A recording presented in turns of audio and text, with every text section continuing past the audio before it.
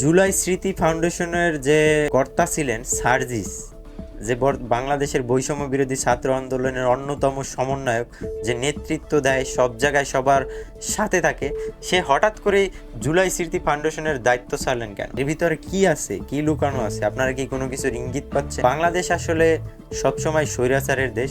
এদেশের জনগণ, আমি আপনি কেহই ভালো না, কারণ আমরা সবসময় অন্যের মাথায় লবণ রেখে নিজে বড়ই খেতে ভালোবাসি। হ্যাঁ, নিজে টক খেতে ভালোবাসি। তো এটা আমাদের জাতিগত একটা সমস্যা।